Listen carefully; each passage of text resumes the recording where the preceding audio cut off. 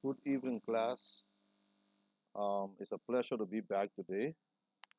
And like we said at the very beginning of the semester, we have two types of online classes. We have the synchronous and the asynchronous. And so today, our approach will be the asynchronous, in which I'm going to do this video, upload it, and you are required to watch it and understand it and follow the instructions therein. So let me thank those of you who did the assignment. We appreciate it. There are a good number of persons who did not do the assignment. I look among the list, I saw people who have been in the class for a while, but they have not logged on. They have never logged in one class day to participate in the lectures, and they will show up on midterm day. But they need to know that the end result will determine uh, how they fare or how they stand. But for those who did the assignment, thank you. There were two questions. The first question was, I said that you should go and hey, what was the question? Yeah, the monetary and non-monetary types of compensation. You go do a research on it and discuss it. Yeah, there are lists. When we discussed in class the last time, some people were telling us about some of the different monetary compensation. That is, those compensations that come in cash as a reward for the work that the worker does on the job. Okay, and that fall under the whole thing called compensation and benefits. And we're discussing in all the functions of human resource management. So I said, go and do a research on the monetary and the non-monetary functions. I mean, monetary and non-monetary benefits. Okay, or compensation for employees. And I did see what was written. There were a little bit variation in some, but it doesn't mean that it was wrong. It all depends on where you research it from and how that school of thought fits into a certain policy of that particular institution. In the second question, I said, because the different functions of human resource management are eight in all.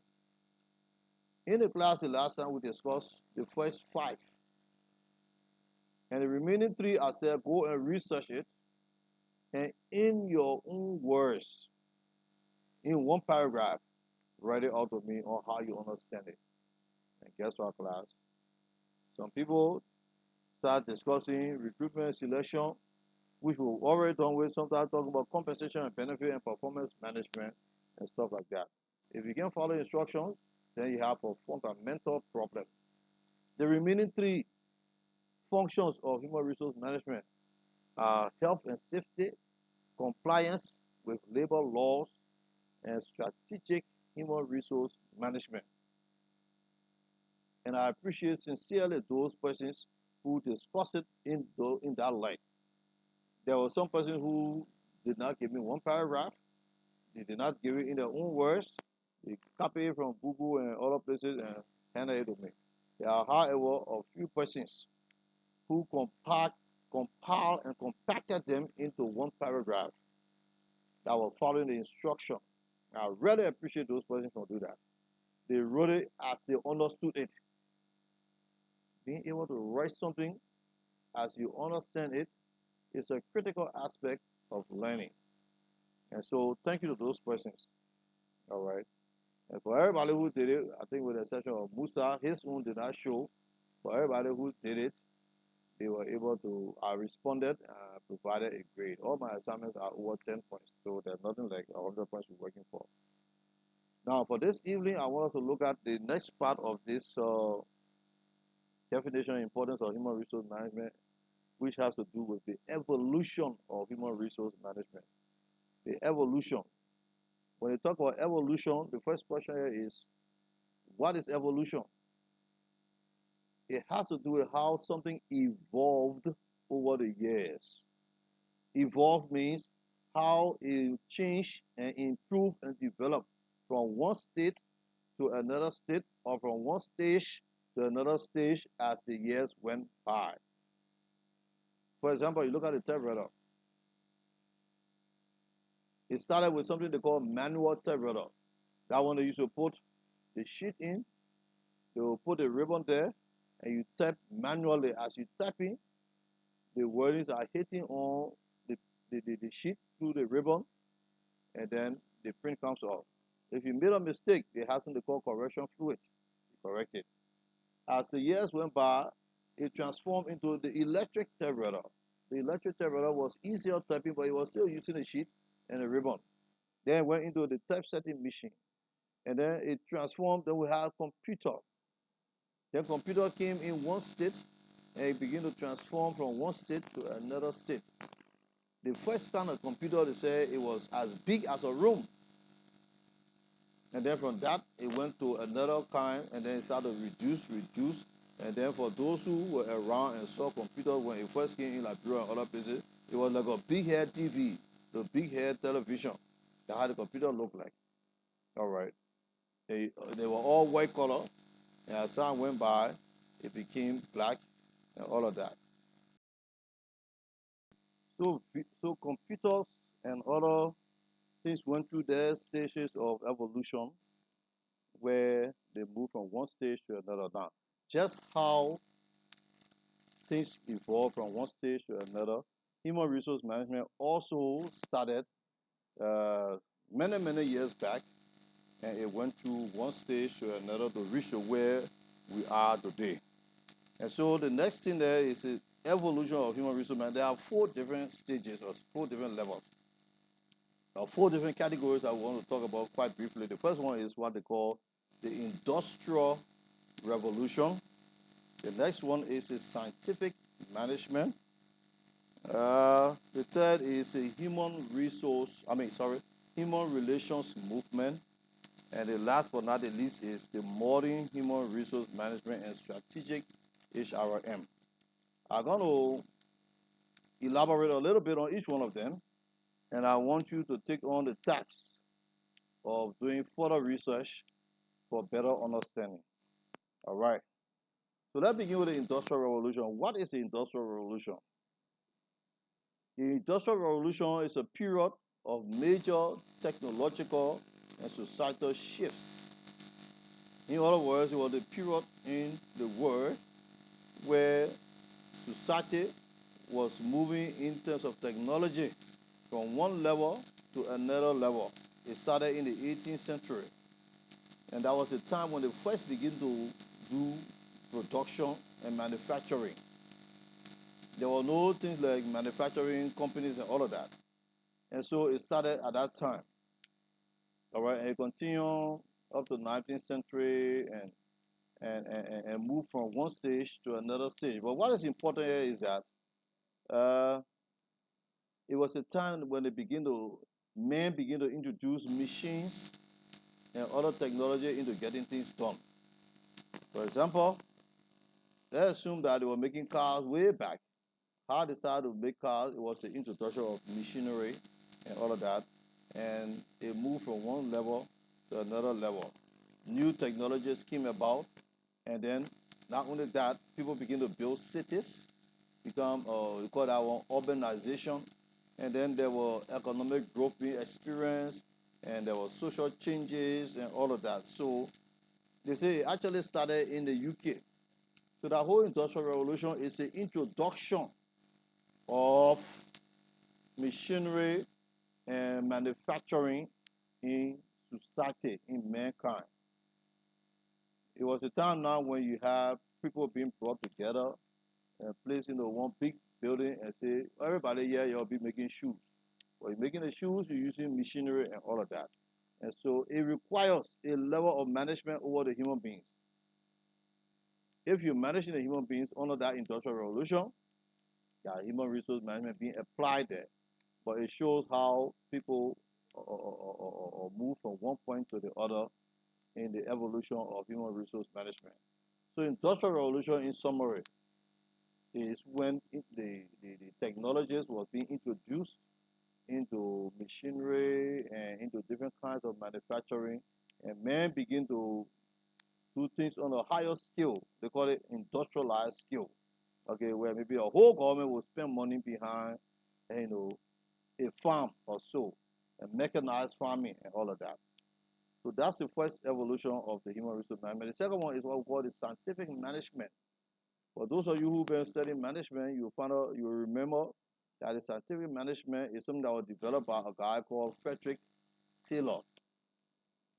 He is a guy that developed the scientific management theory. Okay, and I will read what it said. That it said it is a management theory that uses scientific methods to analyze and improve the workflows to increase economic efficiency and labor productivity. In short, the scientific management theory is a theory that says you cannot just guess or you cannot just make a decision based on your mind alone. You must go through scientific process to analyze things, follow a procedure, do data collection, and all of that in order to make a decision on the people that you have working for you, or as well as the entire entity as a whole. There are several key principles that come along with it. Okay, it says science is not rule of thumb. What that means is that, like I said earlier, you do not just use your own mind or you use your own hunch or you say, oh, I think this is supposed to be this way, and then you do it. As a manager and a human resource manager, you follow certain procedures and guidelines in carrying out tasks. You follow procedures and guidelines in solving problems and making decisions for the entity. If your employees want to go on strike, what do? Do you just say, okay, anybody go on strike, I'll fire them? There are systematic procedures to investigate why they want to go on strike and follow those procedures in resolving the issue. All right. And so scientific management was introduced by Frederick Taylor, and he talked about using scientific method to improve work and to analyze and solve problems on the job. All right.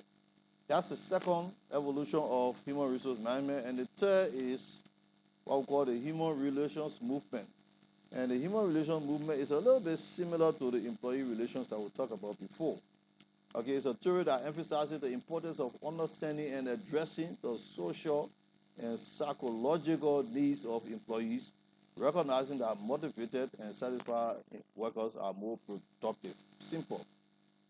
You recognize the fact that all your employees have needs. They have social needs, they have psychological needs. As a human resource manager, you will be able to identify those needs and see how best those needs can be met in line with the job so that your employees can be satisfied. If they are not satisfied, you will not get them to work well. If your employees are satisfied, you get maximum output from them. And this is important. Okay, human relations movement. And so that time in the transformation of human resource management, the emphasis there was about making sure that your employees are catered to. The employees are the ones that you depend on to get the job done. And you cannot get the job done from an employee whose husband is sick at home and she's worrying about it all day, and all you want, she will produce your cell phone. A man who comes and his children's school fee are not being paid, they will put out of school, and there's an issue on his mind. It's a burden on his mind. Why? Because he has not taken pay on time. You only want him to do the job. No. It's about recognizing the needs of your employees, building a relationship with them, getting to know how to satisfy them and make sure that they are motivated to perform and perform up to the best of their ability. That's a human relations movement management. Then the next one under this evolution of human resource management is the modern human resource management and the strategic human resource management. Now, both of them are the same thing, okay?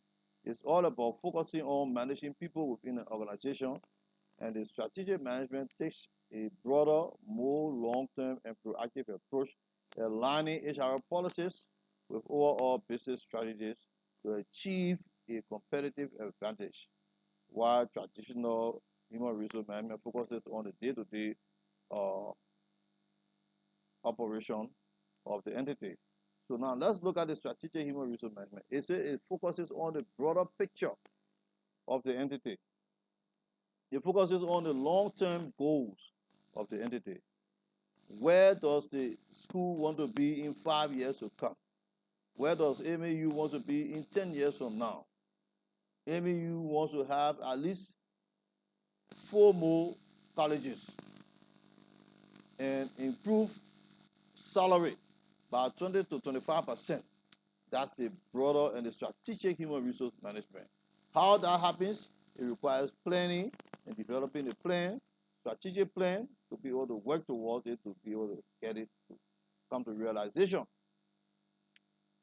So the strategic human resource management, it focuses on how you're managing the entire company as a result of, towards reaching a wider goal at the end of the day. All right. It's like setting a target for the entity and say in 6 years to come, we must be this way. We must have reduced our staff. We must have done some long downsizing or right-sizing and all of that. So they say, how do you approach the strategic management, the strategic human resource management? They say you can what? Be reactive by addressing issues as they arise rather than proactive in planning for the future. But it's good to also be proactive. All right, when issues can be addressed and all that, but it's also good to be proactive. All right. So the strategic human resource management focuses on looking at the institution in a broader sense and looking at where the institution wants to go years to come. For that to happen, you need to understand the mission and the vision of the entity. Why does it exist? To what impact it wants to happen. EcoBank will say our strategic human resource management is for us to have a branch in every single county. Or I don't know what is happening. Okay, let's assume that they already have a branch in every county. Okay, for us to have a branch in every district in the country. I understand we have 103 electoral districts in the entire Republic of Liberia. A strategic approach will be, all right, we want to have a branch in every district. There are 103 branches of EcoBank in the entire country. That is strategic. It cannot happen in the next 1 year. It cannot happen in the next 2 years. It's always a long-term thing. And so the human resource management now, or the strategic human resource management, focuses on how you achieve broader goals. How do you achieve the broader goal is how you manage the people that you're using to achieve the broader goal. I hope I'm making some sense. Now, as you are watching this video and you're listening to what I'm saying, if there's something that you didn't get clear, you can pause it, rewind it, and replay that side again. And that's a good thing about this video. It allows you to be able to look at it anytime and hear the lecture again as compared to the live session where something we said, we never said it again. And so that is it. And I want you to go take your own time and do some research on it as well. And look at these things again. The Industrial Revolution, the time in human resource management that they were introducing industries, technology, and all of that came into being in the world. And you have the scientific management that talks about solving problems using what? A systematic and scientific approach in getting things done. We're talking about the human relations movement, which is all about having that relationship with your employees, understanding them, to be able to get the job done. And then last but not least, the strategic human resource management, which is all about the modern era on where people are planning for the larger picture now. According to this evolution, we are presently in the modern human resource management or the strategic human resource management because every institution now is about looking down the road, coming up with ideas, strategies, and all of that on how they can move ahead to transform the institution into a better place. And the institutions that are not doing it, then they're still living in the past era. They are not reached to the modern stage yet. And so I hope you understand what we just discussed. I hope you got some clarity. I want you to watch this video. After watching it, if there are any doubts or questions you have, post the excuse me, post a question on the platform, and I will respond to it so that everybody can see it.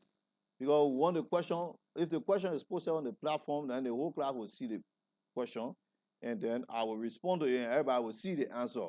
That is also part of the learning process. I hope you understand that, and thank you for the time. Have a blessed evening. We'll hook up again on Thursday.